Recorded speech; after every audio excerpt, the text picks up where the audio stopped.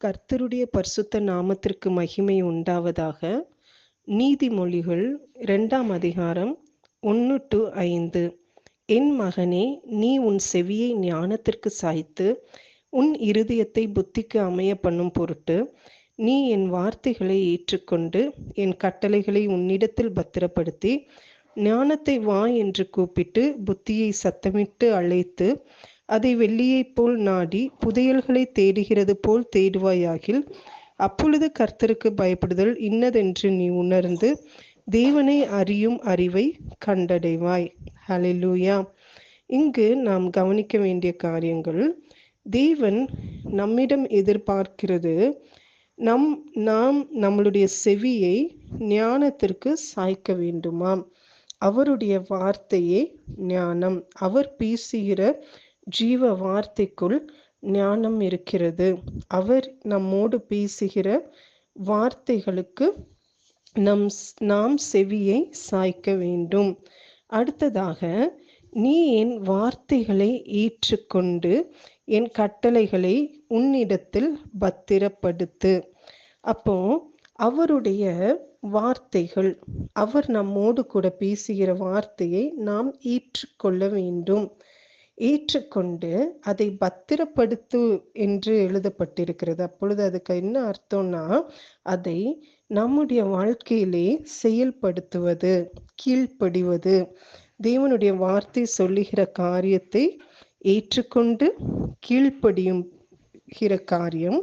அடுத்ததாக, ஞானத்தை வா என்று கூப்பிட்டு புத்தியை சத்தமிட்டு அழைத்து. அப்போ அனுதினமும் தேவ சமூகத்தில் அமர்ந்து தேவனை நோக்கி நாம் கூப்பிடும் பொழுது அவர் நமக்கு தேவையான ஞானத்தையும் புத்தியையும் தருகிறார். அப்போ சத்தமிட்டு அழைத்து அப்படிங்கிறது நம்மளுடைய முழு பலத்தோடு தேடுவது, முழு முயற்சி செய்வது, அவருடைய வார்த்தையை நாம் பெற்றுக்கொள்ளத்தக்கதாய். அதை வெள்ளியை போல் நாடி புதையல்களை தேடுகிறது போல் தேடுவாயாகில். நாம் ஒரு அணிகலனை நாம் தொலைத்து விட்டோமானால் அதை எப்படி நம்ம தேடுவோம்? அது கிடைக்கும் வரைக்கும் மற்ற வேலைகள் எல்லாவற்றையும் விட்டு நாம் தேடி அதை கண்டுபிடித்ததுக்கு அப்புறம் தான் நம்மளுக்கு ஒரு நிம்மதி வரும். அப்போ அதே போல நாம் என்ன செய்யணுமாம்? தேவனுடைய வார்த்தையை நாம் தேடணுமாம். அப்போ தேவன் நம்மோடு பேசுகிற வார்த்தையை நாம் பெற்றுக்கொள்ளும் வரைக்கும் அவரை விடாமல் தேடுவது. அப்போ இப்படிப்பட்ட காரியங்களை நாம் செய்யும் பொழுது நம்ம வாழ்க்கையில் என்ன உண்டாகுமாம்? அப்பொழுது கர்த்தருக்கு பயப்படுதல் இன்னதென்று நீ உணர்ந்து தேவனை அறியும் அறிவை கண்டடைவாய்.